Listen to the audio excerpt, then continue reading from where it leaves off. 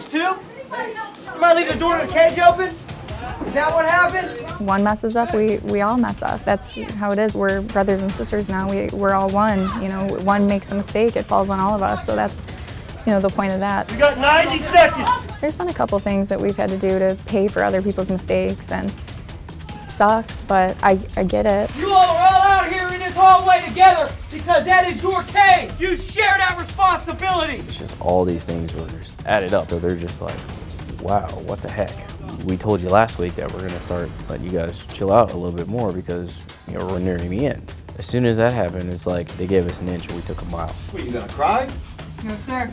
Put the crap away. Get back in your classrooms. Yes, sir. It's incredibly challenging, probably, you know, being a dad more than anything else has taught me how to get people to do what you want in a way where they don't even realize that they're doing what you want, because there are some people who will fight back. Get your class in line. If you can't do it, let us know. We'll find somebody else who wants to take your spot.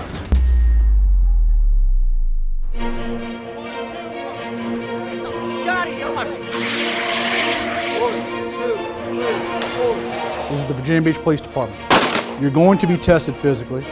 You're going to be tested emotionally. You're going to be tested psychologically. And we absolutely are going to test your integrity.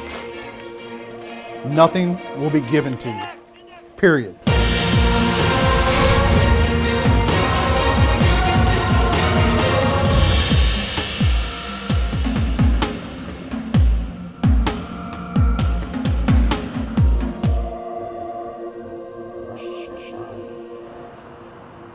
Are you sure about this? Yes, ma'am.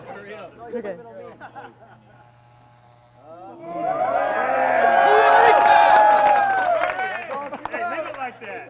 For those who don't know the whole story, yesterday in the classroom, I looked at his hair and I said, "You need to get a haircut." So a few seconds later, I'm not sure which recruit it was, one of them, Gregory, says, "If he shaves his head, will we get the guide on back?" And I said, "I'm down with that." So we talked to the rest of the staff. Here he is, Murray is now shaven. So I'm going to hand this back over to you. You may return it to its rightful owner. Yes, sir. Good work, Murray.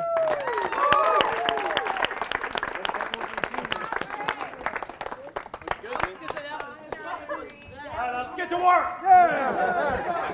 This coming week here, Monday, we start traffic stops. Oh, there's your violation. Next to domestics, that's one of the most dangerous things that we can do.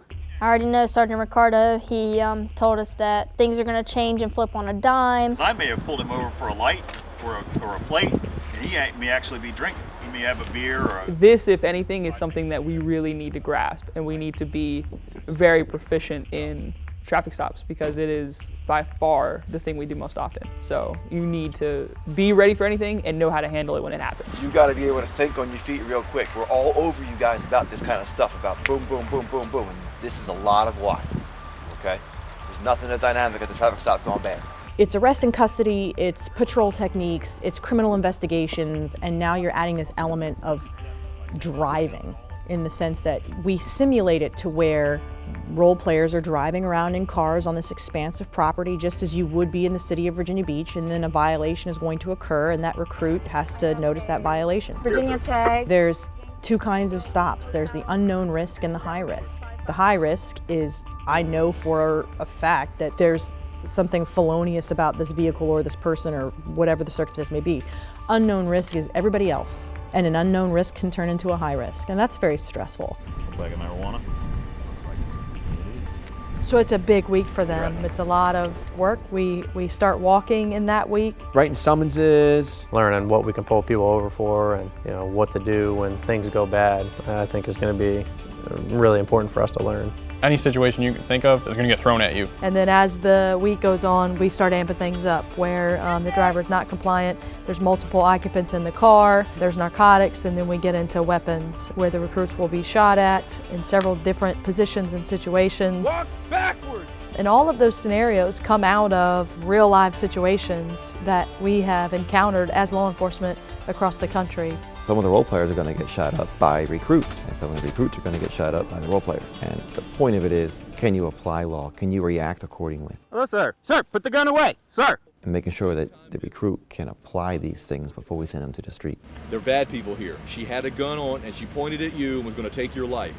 You've got to be able to make that decision. When I'm going through the scenarios, like I don't want to doubt myself. Like I want to be able to feel confident with my actions and decisions that I make. It just all relates back to like constitutional law, like knowing when to frisk an individual, when to frisk the vehicle, probable cause, reasonable suspicion, like all that stuff. So just, I know I'm gonna have to do like a refresher to make sure I like know my information. And like I said, just kind of just go out there and just be confident with my actions and decisions. Beautiful search, minus. You did just like this. With these scenarios and this training that's given to us, when you make that mistake, it's almost ingrained in your mind. You're never going back there. My main objective every night or every day or whenever, what shift I'm working, is to go home. DUIs, huge. DUI is a full week, not just because of the laws, but because of the practical applications. Virginia Beach, we are a big producer of DUIs in the sense that no tolerance for it. They'll have the basis, obviously, of doing a traffic stop, and so then they'll learn what signs and things to look at for somebody that's driving impaired. DUI week is going to be teaching the recruits about DUI laws and teaching them the SFSTs, which are the standard field sobriety tests. The recruits get taught DUI law, how to apply it and how to use it, and then what happens after the arrest. 1, 2, 3, my gun's here. My back now is turned. And then 2 nights during the week, they'll actually have what they call a wet lab, where citizens will come in, and a lot of times it ends up being recruits, family or friends, and we'll bring them down to the PBA, making sure that they have a designated driver, and we'll have them get drunk.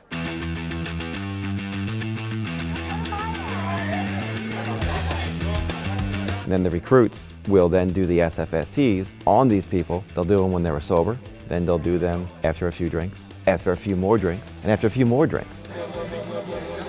My girlfriend's volunteering. You basically drink whatever you want, but they monitor it and they make sure that, one, you're drinking enough, because it doesn't do the recruits any good if you go in there and you're only a .02, so they're making sure that you hopefully at least achieve that minimum .08 level. And also, on the other hand, in case you get a little out of control, they'll make sure they cut you off in time. And we don't need people passing out and falling asleep. It's actually a really fun course. I had fun with it. I actually struggled with it when I first went through it, just because it's a lot to remember. Your vertical gaze, your horizontal gaze, your 1 foot stand, your 9 steps turn, stuff like that.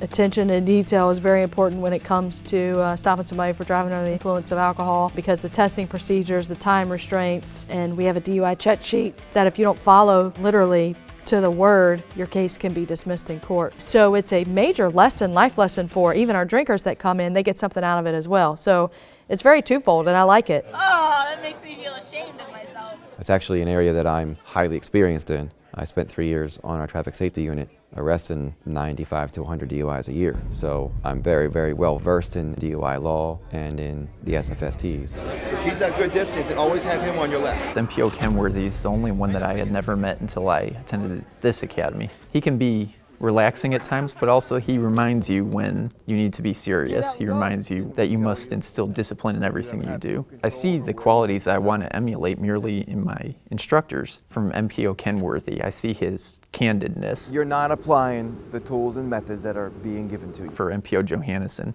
I see the quality of compassion. For MPO Bender, I see the quality of loyalty. Okay, so tonight we are presenting Recruit Velasquez with a token of the Academy staff and Academy classes, gratitude, I guess. We got information that one of our recruits' moms had passed away because of the stress with him. We asked him, obviously, if there was anything that we could do. We gave him our condolences from the staff, and we made it very clear that if there was something that we could do as a staff to help him out, to kind of ease the pain that he was going to be going through, then we wanted to know. And during the wet lab, we decided that we would give him this card. Recruit John Velasquez, will you join us up front, please?